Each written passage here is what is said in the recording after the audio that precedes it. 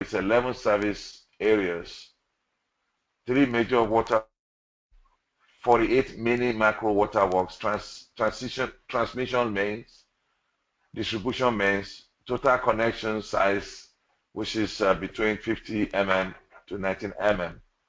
Network coverage is about 44%. Unaccounted for water is 60%. Level of service after IPP is 57.2%. Level of service before IPP was 21.6%. Projected demand. In 2010, projected demand is 540, and our design capacity is 2010. 2016 projected is 5724. Design capacity is 317.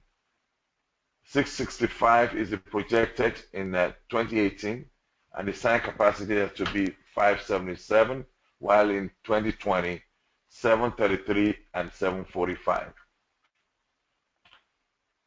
Master plan addressed the following for the greenfield projects.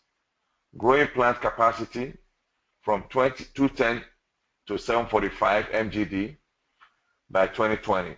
Expanding associated network trunk 180 km to 627 km. District network 2,215 km to 241.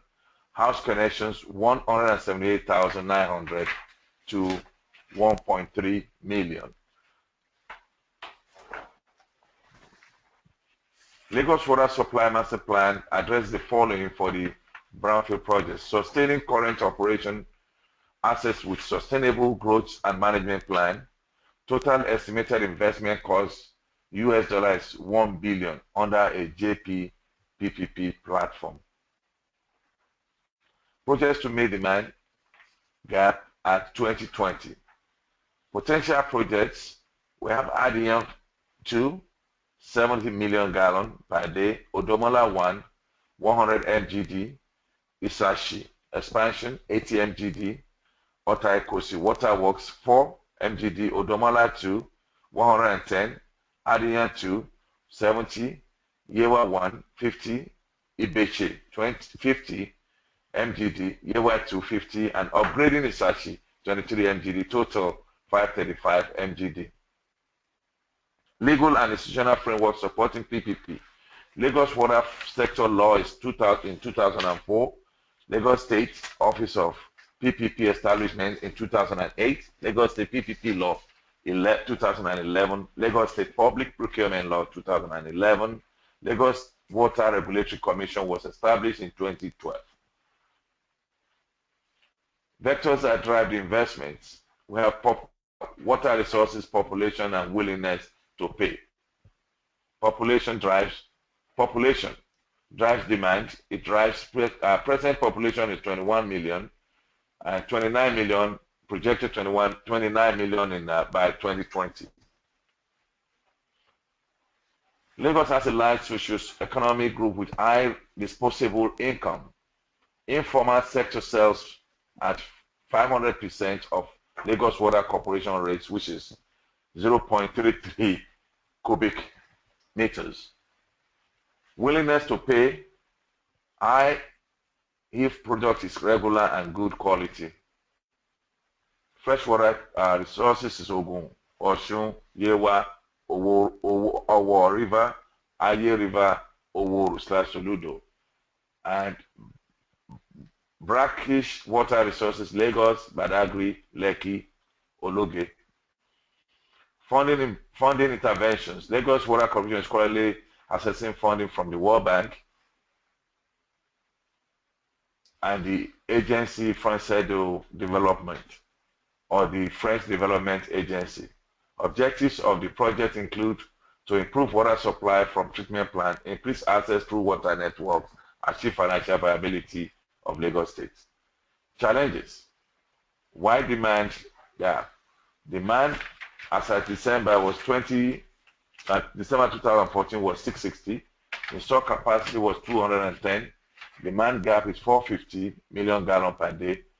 Way forward, accelerated water infrastructure development through urgent master plan projects, suboptimal operation assets, inadequate power supply from national grid to water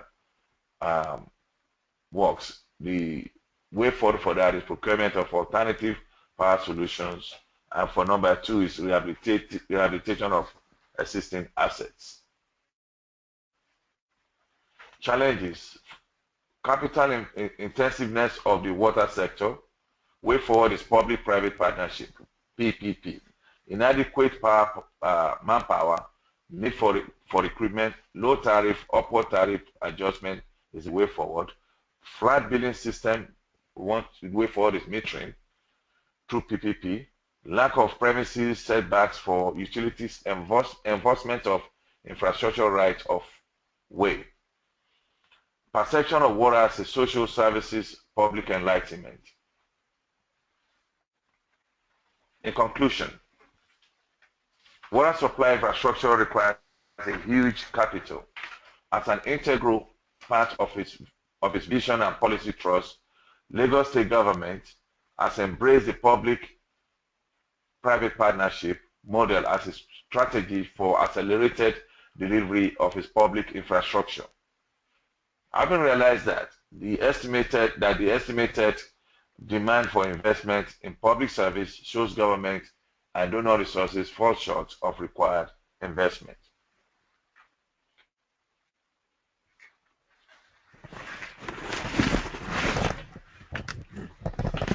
Thank you very much for that wonderful presentation.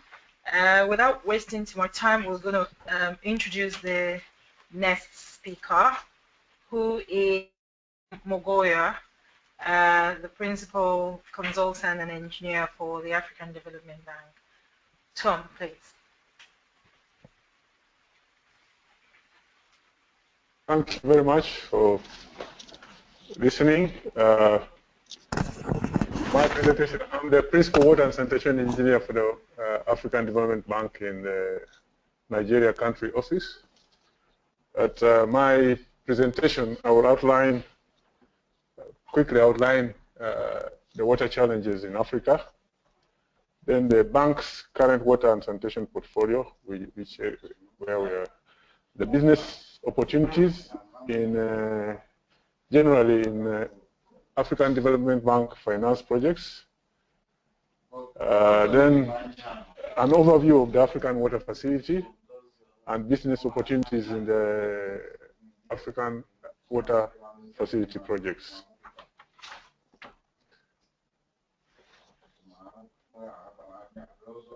Yeah, next. So the water sector challenges, this is just as a background because this general for Africa but also for Nigeria, and as the MD Lagos has already outlined, is the very low utilization of water resources. Only about 4% of available water is used. Only about 6% of cultivated area is irrigated, and less than 6% of hydropower potential is developed. There's also growing water scarcity in Africa. By 2025, 25 African countries will face water scarcity or stress. There's also a high spatial and temporal variability of water sources. This is across Africa, but also relevant for Nigeria. There's a very high spatial and temporal variability between the north and south, but even within the north, the northwest and northeast. And the issues of climate variability and change worsen the situation and increases frequency of floods and drought. Less than 200 cubic meters per capita average storage capacity is utilized in Africa compared to the about 6,000 cubic meters per capita for North America. and there's generally low access to basic water supply and sanitation services. So the institutional, ADB's institutional response, the Water and Sanitation Department is part of the infrastructure department of the bank, and it is divided in the Water and Sanitation Department, Water Supply and Sanitation Department, and has the Water Partnership Program, which supports implementation of the African Development Bank's Integrated Water Resources Management. And then regionally, it is divided into two divisions. That's the Water Supply and Sanitation Division 1, which covers the East, South, and North Africa, and the Water and Sanitation Department 1, Division 1, which covers West and Central Africa, and the Nigeria office is part of that West and Central Africa complex. The ongoing projects across the continent, water and sanitation, with water supply, water resources, are estimated at about 2 billion units of accounts, which translates about 3 billion US dollars. And the geographical location, you can see it covers most of the African countries, and specific business opportunities, which is across, but also applies for Nigeria, is consultancy services. These include feasibility studies, detailed designs, construction supervision, audit services, institutional support, and capacity building. It was highlighted in the Lagos presentation, all the PPP, supporting of governance frameworks. Then also,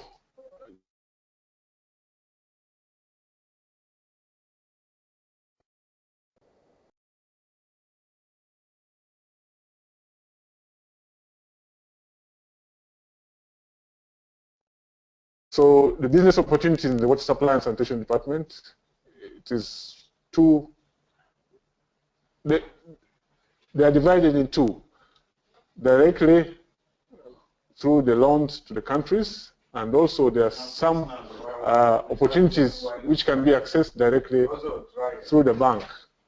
And these are mostly consultancy firms for studies and project design, evaluation, development of tools and guidelines, and capacity building.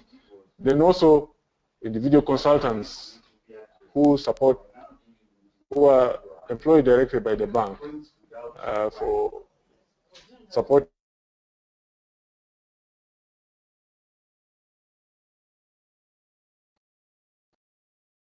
and then audit companies. So for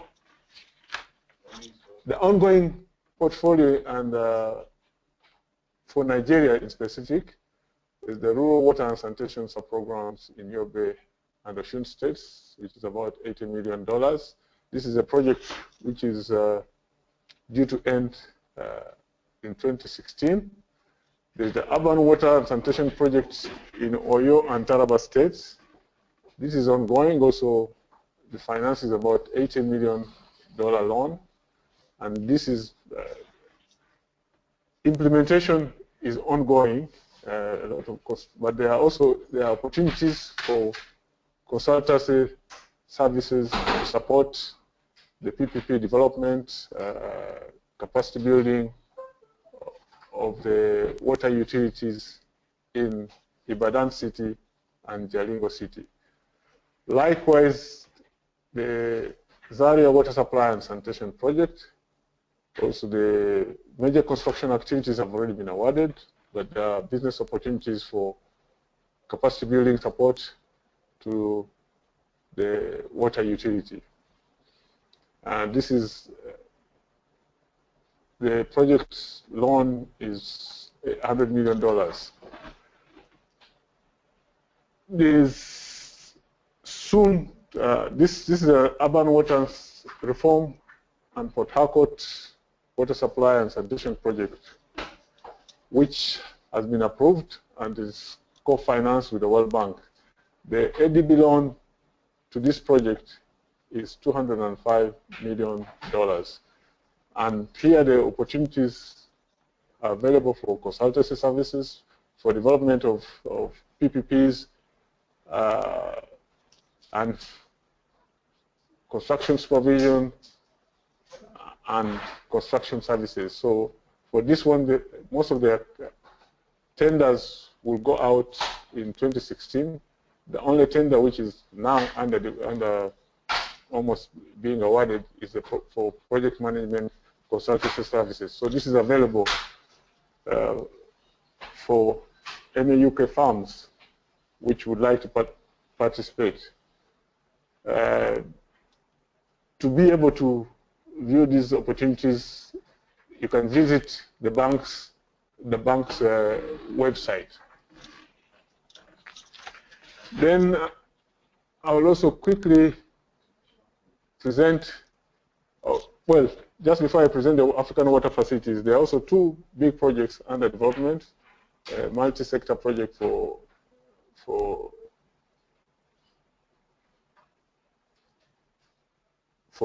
Abuja City and for Abia City. The Abuja City project under preparation is $350 million, and the one for Abia City, for Abia State, Aba and Umahia, is $200 million.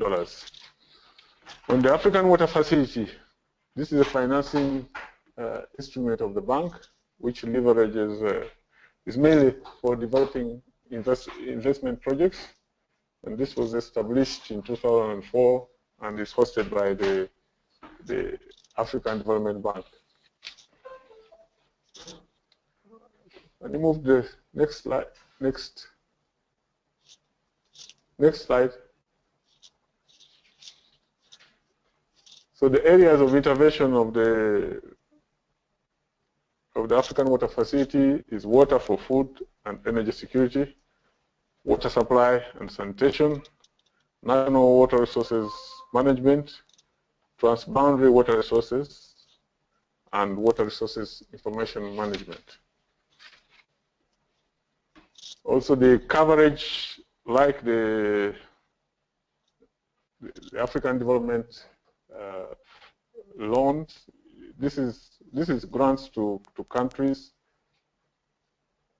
but also covers, can be accessed by the private sector as well as by non-government actors. It covers almost all the countries on the African continent. And the project's examples are water for agriculture, transboundary water resources management, national water resources management, and water resources information management. The strategic priorities for 2012-2016 were preparing of investment projects, took almost 70% of the funds, enhancing water governance, and promoting water knowledge took the other 30%. In the new strategy, which is being prepared from 2016 to 2019, the areas of focus will still remain by and large the same, preparation of investment projects, but also enhancing water sector governance and water knowledge. Similar to the African Development Bank financing, the business opportunities also are for consultancy firms, individual consultants, and audit companies. So this, also similar to the main African Development Bank, can be accessed through the countries, but also for specific projects also which are launched directly by the African Water Facility. And this is all available on the African, they're advertised through the African Development Bank website, but also through the UNDP business directory, as well as the national newspapers. Specific for Nigeria, there are two ongoing projects under the African water facilities. That's the preparation of the strategic action plan for the development of the water resources in Kamadougou-Yobe Basin. Among the funders who come up from this preparation of the strategic action plan, which will also develop the investment projects, will be the African Development Bank, and there's already approved in the borrowing plan $200 million to do an integrated irrigation water supply projects in the northeast Nigeria. So this will be an opportunity. Currently, the study is ongoing, and this will culminate in investment projects which will be financed by the bank, but also could be financed by other donors. Thank you for listening to me. Thank you.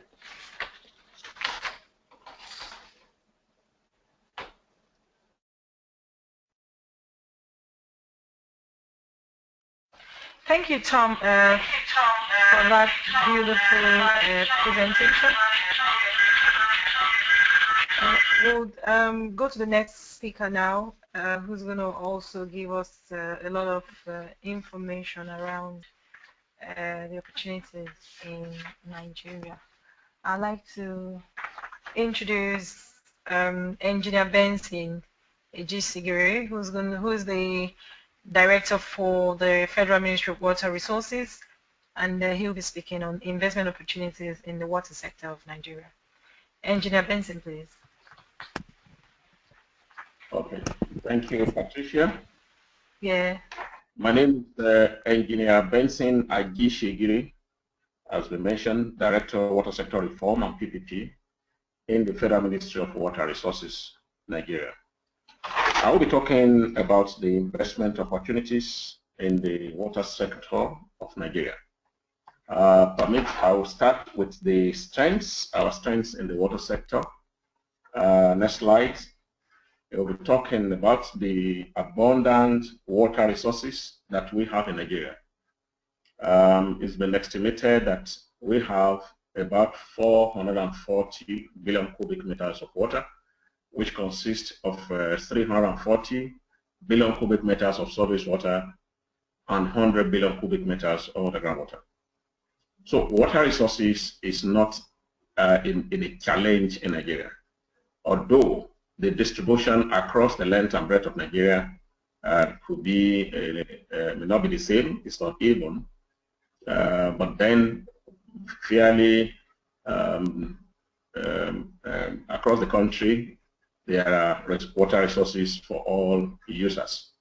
The potential is available for water supply, for irrigation, for hydropower, for fisheries, recreation, and other uses. In the next slide, we're looking at the number of dams that we have. In the next slide, we have over 200 dams and reservoirs in many states of Nigeria, which are currently holding about 34 billion cubic meters of water. Next slide. We also give the potentials. Next slide. Give the potentials of the availability of water supply for uses. We have just 69% of Nigerians, that have access from the last statistics that we have in Nigeria. In the next slide, we're looking at the irrigation area. In the entire country, we have about 3.1 million hectares of irrigable land, and we have developed less than 15%, that is about 375,000 hectares has been developed, so that we have huge potential of irrigated agriculture in Nigeria. In the next slide. Next slide. Next slide is talking about the hydropower potentials. We have quite a number of our dams that do have hydropower structure or infrastructure that are not yet being utilized. Just a few of them have been displayed in the map of Nigeria, and also a few have been mentioned which have not been tapped and be connected to the grid in Nigeria. The next slide. In the next slides, we'll be talking about adequate institutional arrangement also. At the federal level in Nigeria, we have the Federal Minister of Water Resources that is in charge of policy guidance, preparation of guidelines, and overall direction for the sector development. We have within the ministry what we call Water Sector Reform and PPP unit, which is under my direction. And what we are doing, we are trying to strengthen sector governance, trying to look into cost recovery, PPP project development, and ensuring that the sector is well and adequately managed, and investors are welcome into the sector. We have 12 number river basin development authorities that are in charge of development of large and medium scale dams. They also construct irrigation projects and generate basin, generally in charge of general basin management and development. We have our regulatory agency, which is the Integrated Water Resources Management Commission. This agency is in charge of water allocation, watershed management, and also regulation. We have the Nigeria Hydrological Services Agency, which is the arm of the ministry that is in charge of data collection, analysis, and dissemination. We also have a training institute, which is the training arm of the ministry, that is called National Water Resources Institute. They are in charge of capacity development of the sector. They also carry out research and development. Next slide. In the next slides, looking at the general national policies that we have that are guiding the water resources environment. For the policy environment, we have the National Water Supply and Sanitation Policy that we are currently updating. We have the National Water Policy also that is also being reviewed. We have the policy on private sector participation in irrigation development and management. We have the National Irrigation Policy, and then we have the Federal Policy for Public-Private Partnerships. For the legal instruments, generally still making use of the Land Use Act of 1978, which I believe is currently being reviewed. We have the River Basins Development Authorities Act of 1990. We have our Water Resources Act of 1993, which we have currently reviewed now and is currently waiting for the Parliament to enact into law. Then we have the other agencies Establishment Act, which is the Hydrological Services Agency Act, and the National Water.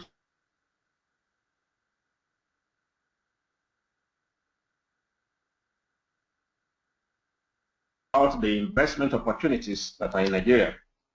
I will begin with the opportunities in dams. Next slide. Next slide again. Next slide again. Looking at opportunities in dams.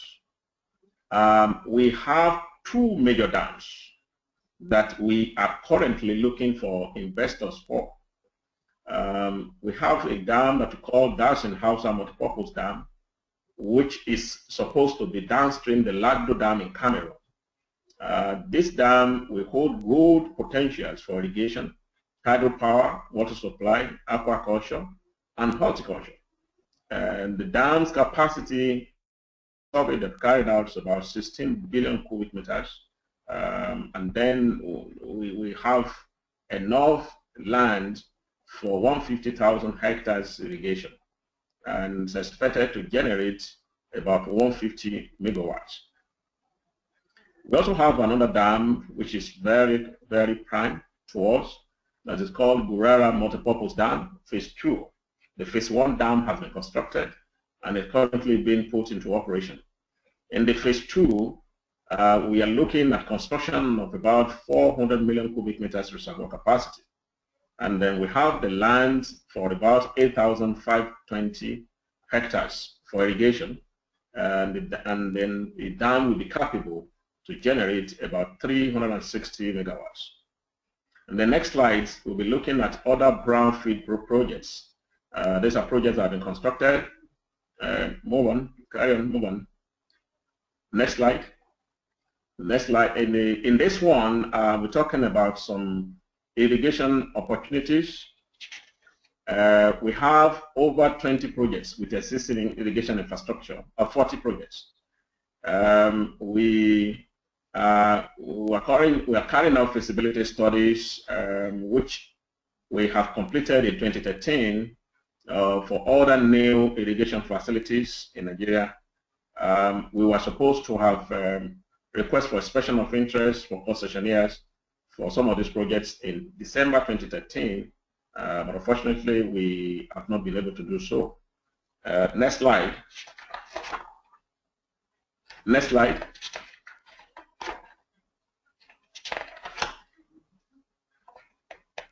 Next slide. Now, this is slide. We have a number of large irrigation projects. Some of them I have listed there. We have projects ranging from as small as even 100 hectares to as much as 38,000 hectares in different parts of the country, as highlighted with the red dots on the map of Nigeria. Next slide.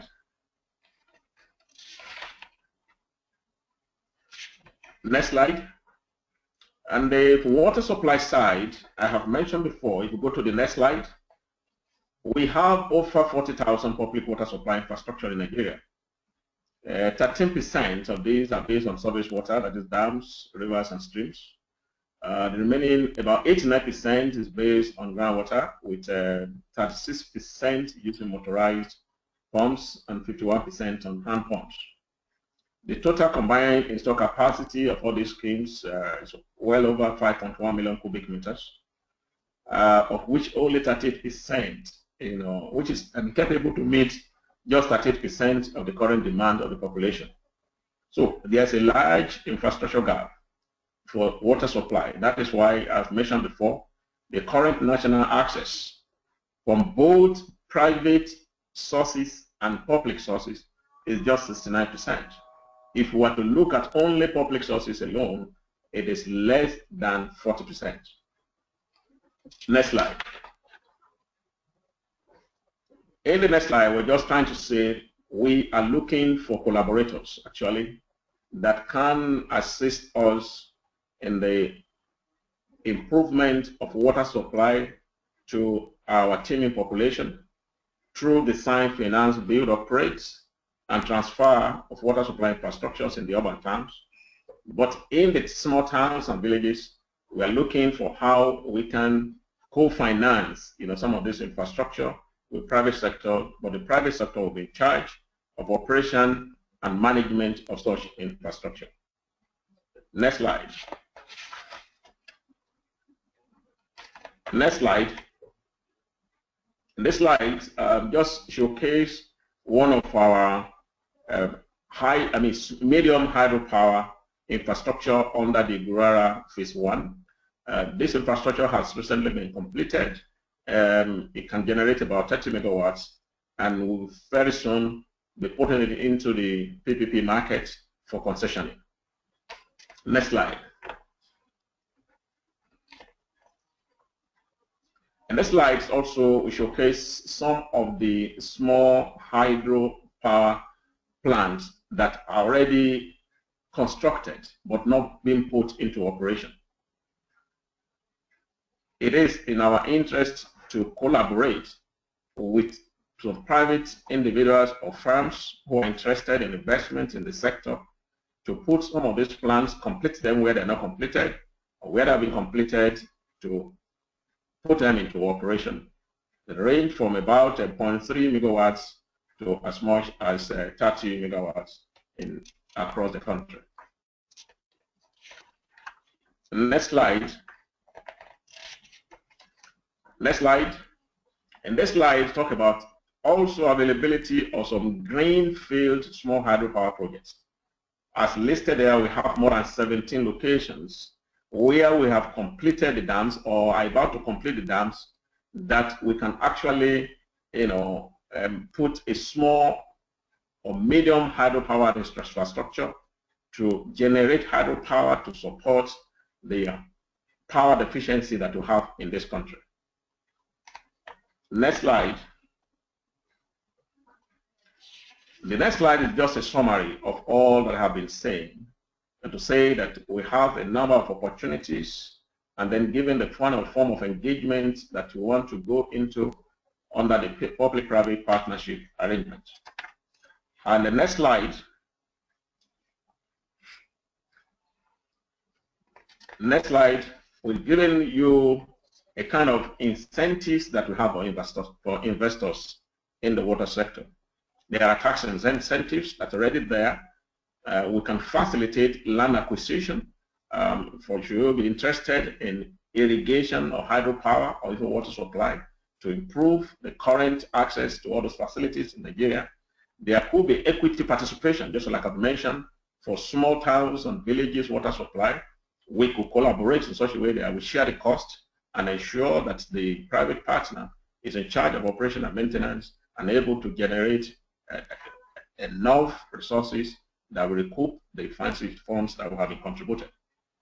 Revenue guarantee also could be for, especially for hydropower, where we have serious shortage in the country. There are also access to concessionary loans, just like I've mentioned in the previous presentation, from some of our development partners, the World Bank, African Development Bank, and other sources.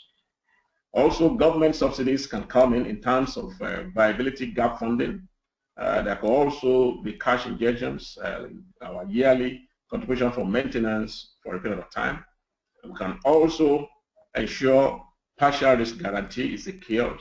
So especially for large projects, we're actually wanting to look at this for the two major projects, the Dancing House project and the Gurara Phase 2 project that I have mentioned previously. Next slide.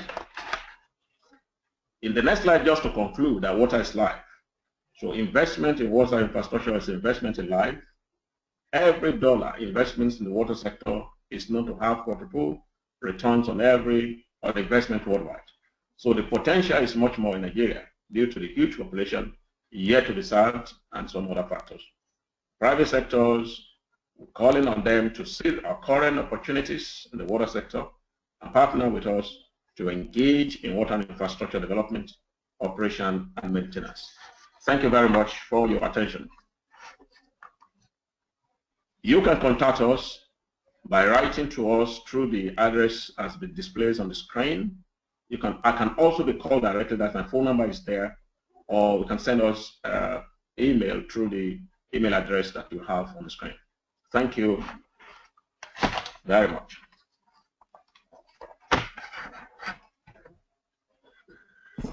Thank you, Engineer, thank you, Engineer Benson, for that wonderful presentation. That was really, really very informative.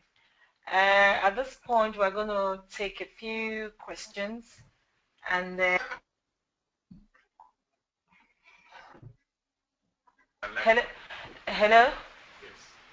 Okay, so thank you, Engineer Benson, for that beautiful presentation. We'll quickly pass on to Mike to take up the Q&As. Thank you, Patricia. We are now going to begin answering the questions submitted during today's presentation. As a reminder, you can still submit your questions through the questions pane on your right-hand side in the attendee control panel. And the first question coming in is from Bernard.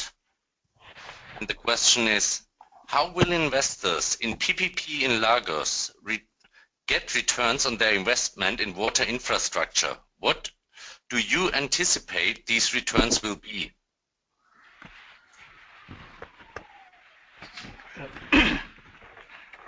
My name is Ogunlana Olatunji, Director, Project Coordinator, Project Implementation.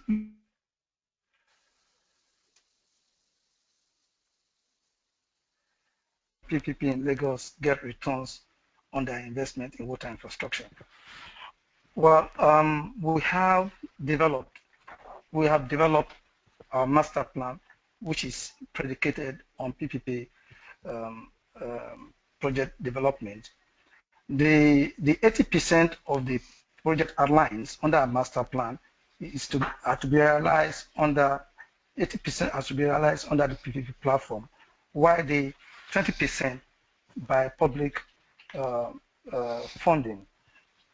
It is instructive to know that for the Greenfield project, there are key basic things to develop: the outline business case and full business case. So the outline business case is necessary for both the government and the private sector to have a basic understanding of the project itself, the technical aspect of the project, the commercial aspect of the project, the legal aspect of the project, and the social environmental aspect of the project, and the economic aspect of the project is all embracing. So for the investors to key into any of our PPP projects in Lagos, I expect them to do their own due diligence with respect to the project they want to develop. And we also emphasize that for the development of Greenfield project, we are looking at a long-time project lifespan, concessioning ranging from 20 to 30 years. So whereby we expect a robust financial model to be developed, which will include tariff to be paid by the consumers. In the agreement, we also assume that it will contain tariff reset mechanism, which will be worked on periodically to reflect the economic reality of the state. So the financial model will also detect to us the level of project financing based on the equity and the sharing ratios of the investment we are looking at. So once this is well defined in the contract agreement, then I don't think the investors will have fear with the project they intend to put in place. All this will be well defined. Is the issue of clarity in the business transaction will be well defined. The government who is going to develop this project will know the risk level is going to share in the PPP structure as well as the consumers and the investors.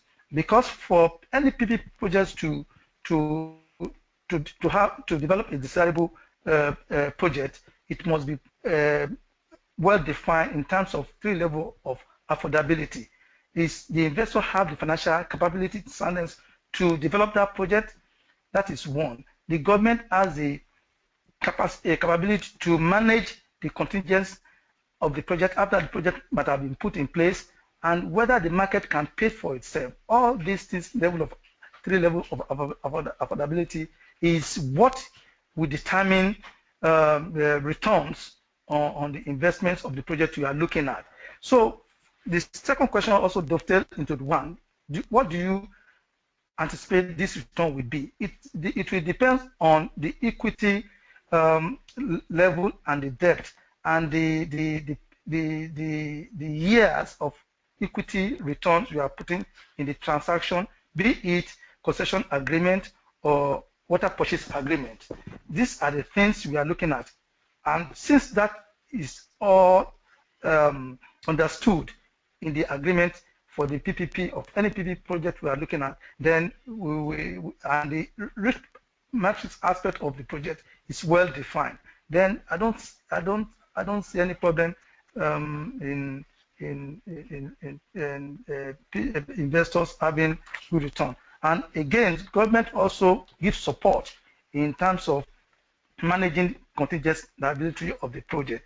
They can give some level of comfort for subsidy and government guarantee to some aspect of the PPP project we intend to develop in the state. Thank you. Thank you. As we are already running out of time, next question will be the last question. All the other open questions will be answered afterwards.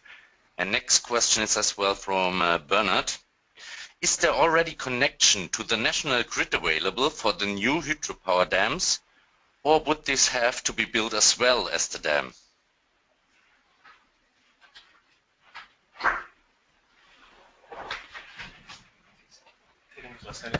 Yeah, Engineer Benson will be answering that question.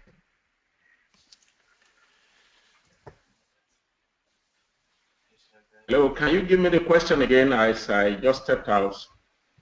Absolutely.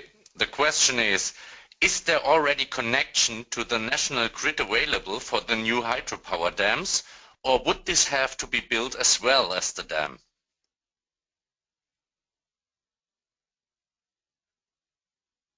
Now you're muted again. Thank you again for that question. For Gurara Phase 1, the 30 megawatts power plant that we have completed, that has been completed with the transmission mains. But for the other small and medium hydropower, that is the one that is in, yes, no, next slide, next slide, next slide, next slide. Next slide. So, I'll keep moving until you see the Gurara hydropower. That one has been completed with the transmission mains. But for the other small and medium hydropowers, that will have to come with the transmission line to be constructed by the private partner. Thank you. Thank you. No more questions for this live session as mentioned, so thank you everyone for attending today's webinar, Unveiling Investment Opportunities and Potential Partnerships in Nigeria Water Sector. Once you leave today's webinar, you will receive a survey on the presentation, and we would appreciate if you would complete that and provide your feedback. You will also receive a follow-up email within 24 to 48 hours with a link to view a recording of today's webinar.